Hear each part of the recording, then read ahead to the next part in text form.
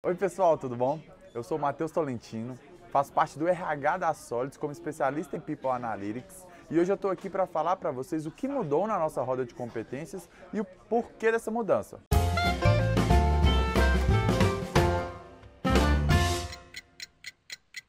Foram duas mudanças em específico, na escala do gráfico da roda de competências e em algumas competências do gráfico. Para quem utiliza engenharia de carga, eu queria frisar antes de explicar as diferenças que não precisa se preocupar.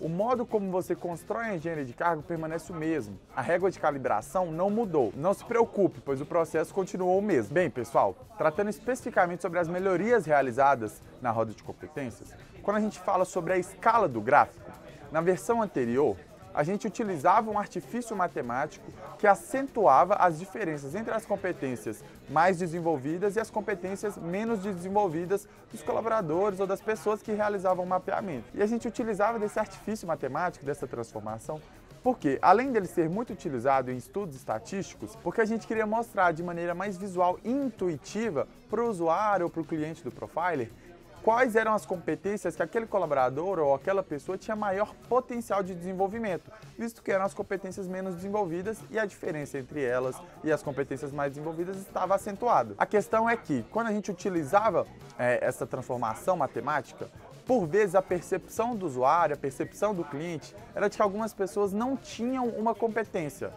ou ela era muito pouco desenvolvida. Então, nessa nova versão, a gente optou por retirar esse zoom, retirar essa acentuação entre as competências mais desenvolvidas e menos desenvolvidas. Explicando mais detalhadamente, pessoal, para que vocês realmente entendam o que mudou, antes a gente realizava uma transformação matemática que mudava a escala percentual para a escala logarítmica.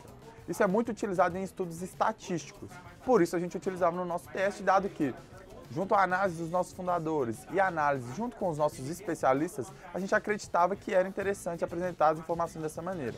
No entanto, pela percepção do usuário às vezes ser diferente do que a gente queria passar, a gente optou por retirá-lo. Dessa maneira, pessoal, o que é apresentado no gráfico da roda de competências hoje é o percentual que aquela pessoa possui daquela competência desenvolvida. Ou seja, se a pessoa possui 55% da competência dominância, ela possui 55% daquela competência desenvolvida em si. Dessa forma, a maneira como a gente avalia o nível de desenvolvimento de cada competência muda. Antigamente, a gente considerava uma competência desenvolvida a partir de 50%.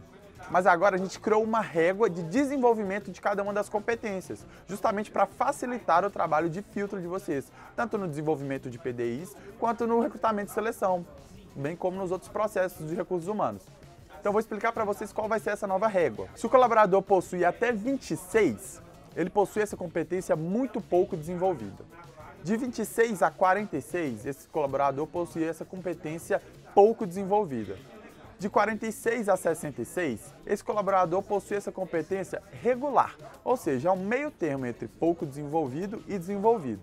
A partir de 66 até 86, esse colaborador tem essa competência desenvolvida, ou seja, o nível da competência que ele tem nele é mais desenvolvido que a média observada no Brasil. E a partir de 86, o colaborador ou a pessoa que realizou o mapeamento possui essa competência bem desenvolvida, ou seja, comparando com a média, ele apresenta um desenvolvimento muito maior do que é observado. Ou seja, pessoal, dessa maneira, na nova versão, a roda de competências ainda nos dá informação sobre o desenvolvimento de cada uma das competências, mas sem passar a percepção de que determinado colaborador ou determinada pessoa não possui aquela competência em si, a menos que, de fato, ela seja muito pouco desenvolvida. Já com relação às competências da roda de competências, pessoal, a gente atualizou algumas delas, por quê?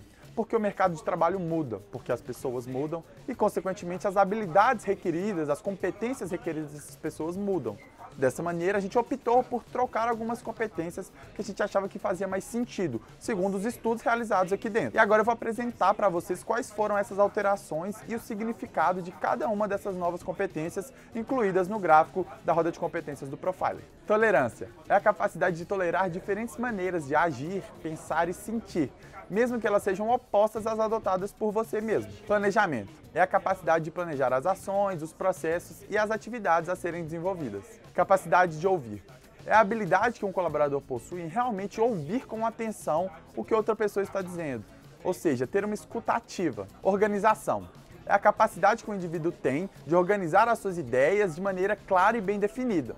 É importante falar que essa competência, ela resvala no ambiente de trabalho também. Ou seja, pessoas que têm essa competência melhor desenvolvidas tendem a ter um ambiente de trabalho mais organizado, mais limpo. Rigorosidade é a competência de uma pessoa exata, precisa, exigente e que possui raciocínio rigoroso. Proatividade indica a capacidade da pessoa de agir antecipadamente, ou seja, resolver problemas ou situações futuras antes que ele seja requerido. Ele é proativo para resolvê-las. Dinamismo. Particularidade e característica de quem demonstra energia, vitalidade, movimento. Consequentemente, essa competência resvala também em pessoas que gostam de um ambiente mais rápido, mais dinâmico. Essas pessoas se ambientam mais fácil, elas se acostumam mais fácil com esses ambientes. Dominância é uma característica, uma competência de uma pessoa que exerce postura dominante, firme.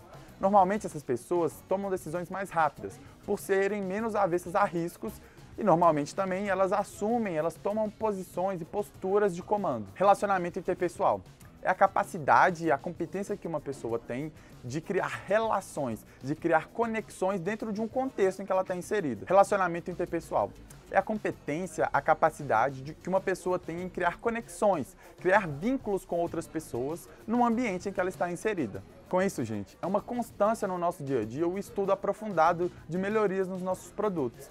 E o Profiler, e mais especificamente a roda de competências, é um ponto que está sendo estudado há muito tempo pelos nossos fundadores e pelos especialistas que a gente tem aqui dentro. Então a gente tomou essa decisão de mudar, de atualizar a versão, por quê? Porque a gente acredita que agora o impacto que ele pode causar é ainda maior. E a visualização que ele gera para as pessoas que estão utilizando o mapeamento é mais fidedigna ainda com a realidade. Sabemos que essas melhorias causaram impactos no dia a dia dos nossos clientes, mas temos plena convicção de que os resultados obtidos a partir de agora e no futuro serão muito melhores, dado que o nosso produto está ainda melhor. Pessoal, estamos inteiramente à disposição para auxiliá-los nesse processo de transição e melhoria, então contem conosco.